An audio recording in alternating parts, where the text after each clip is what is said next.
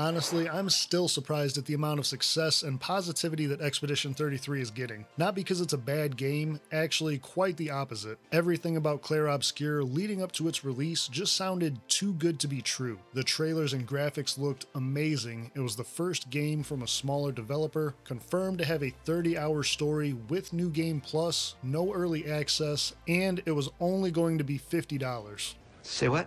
Expedition 33 was featured in my top 5 games of 2025 list back in January, but being completely transparent, the past few years of releases had me expecting to be let down. The developers at Sandfall managed to come through and deliver on everything they promised though, and with a game that has this kind of scope, that is not a small accomplishment. Regardless of how you feel about the story, the combat mechanics, or the extremely French feeling of the setting, this is an achievement from an indie team that deserves to be celebrated. My first trip into the floating waters is what really hooked me. That biome is still my favorite. Not only is it beautiful, but the change in the combat music and the Bourgeon boss at the end were absolutely phenomenal. I will say that even though I enjoyed Clair Obscur immensely, I don't really want this to become the new standard or style for turn-based RPGs or games. As with any hugely successful project, we're bound to see copies and implementations of the dodge and parry mechanics, quick-time combat, and companies trying to create Expedition 33 but blank. I really think Sandfall just captured lightning in a bottle though. The unique story, characters, and soundtrack with the right emotional hook, cleverly designed combat that makes this feel like the least turn-based game, and a level of polish that's rare even in AAA games these days. Expedition 33 truly stands alone and was the most obvious title to be on this list.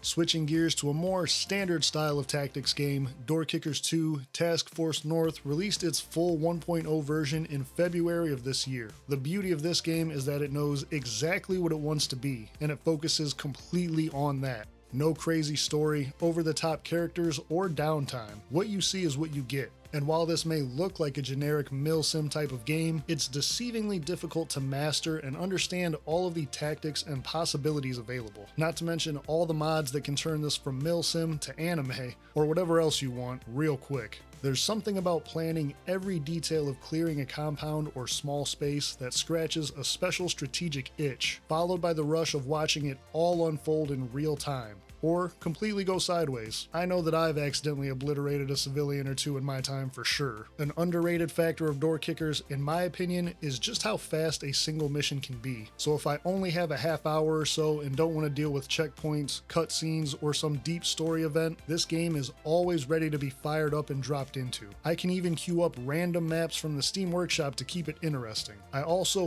really enjoy the ability to rewatch missions with all of the pauses and overlays taken out, just watching your squad masterfully execute the plan that you created. The different playstyles and weapons of the Rangers, SWAT, or CIA add even more variety, with the doctrine system giving just enough of a progression curve to feel rewarding. The icing on the cake is the replayable, procedurally generated campaigns where your soldiers can die and be permanently eliminated. Combined with the ability to customize them, this makes you feel connected and adds that high-stakes environment that we strategy gamers love. Doorkickers 2 nails that razor-thin balance between feeling tactical yet reactive.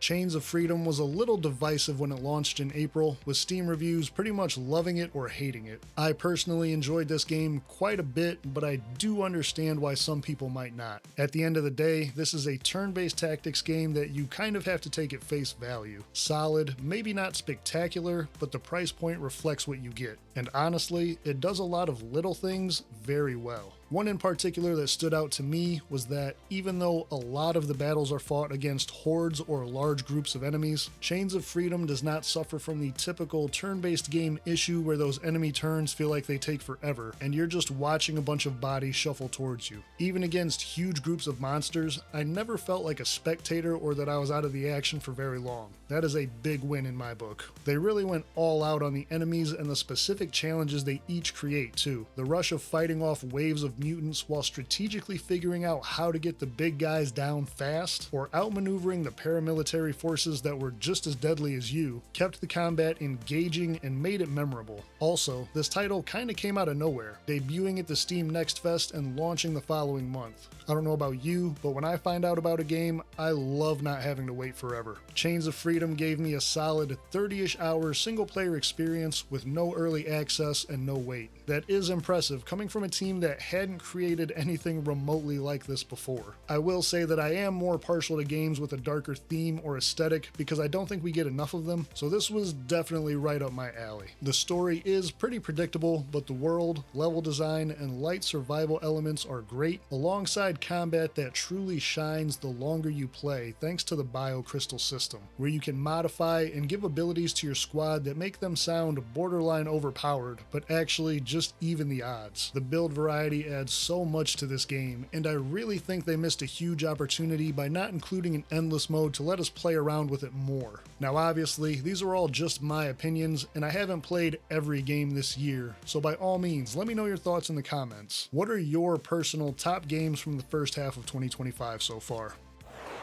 Heart of the Machine is a game that I don't know if I can do any kind of justice to with a description. 4X games, more often than not, are a genre that I don't get very into, but this one is not your typical experience. It is in early access, launching at the end of January, but even then, it really left an impression, taking the standard cyberpunk dystopian setting and dropping you into the middle of it as an AI gaining sentience. You more or less have the ability to shape the world however you see fit, with progression and research directly tied to the choices that you make. Burning down the tent cities of the homeless, for example, or killing androids and stealing their clean identity for your own machines. The combat in this game is traditional turn-based tactics with action points for each unit and the way you move around the city requiring some management and strategy skills. The whole idea is to experiment with different methods and choices, like an AI learning the world, leaving you with a ton of freedom and opportunities to figure out how to exploit enemies or situations in your favor. It's rare that a game keeps me thinking about my choices after I've played it,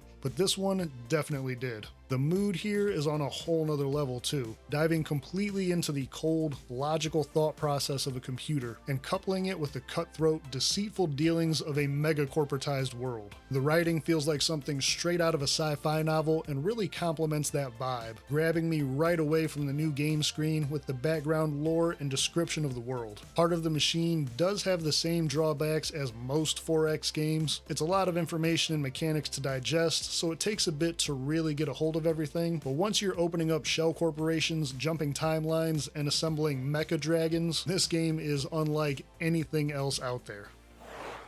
As an avid fan and longtime player of XCOM, the appeal of Cyberknights is pretty obvious. The combat foundation and all of the popular features from XCOM, including permadeath, complete cosmetic customization, soldier naming, and base building, are included here, then added onto with 10 more layers of nuanced mechanics and player freedom. While the cyberpunk setting isn't really anything unique by itself, the focus on heisting is the backbone that makes this game different. Everything stems from that. Avoiding patrolling guards, hiding bodies, and hacking alarms are just as important as positioning and planning your attacks when going loud. You're not fighting off an enemy invasion or some crazy alien force, but instead just trying to survive on the crime-ridden streets of New Boston, navigating the politics of different gangs, corporations, and low-level kingpins. Cyberknights does an amazing job of immersing you in this world. With a timeline of events and missions you can actively manipulate through your face character, and choices that directly change the outcomes of your story, your crew, and the underworld around you. It's an unparalleled feeling of control over your own narrative for this type of game. The trade-off, of course, is the learning curve and sometimes overwhelming amount of information thrown at you. I actually refunded Cyberknights the first time that I bought it in early access over a year ago because it felt like there were so many stats and mechanics dropped on me right away, and I really wasn't ready to invest the time needed to learn it all and figure it out just yet. Recent updates since the full release have helped upped this a little bit, with new quick start options being added in, so your squad is built around your preferred style, which is actually another impressive point for this game. It's been updated multiple times a week since early access, with a roadmap for continued support and implementation of feedback and improvements happening regularly. The latest patch added in a whole new class option and 100 cybernetic enhancements available for your characters. Between the Matrix style hacking, cybernetic upgrades, and full squad customization,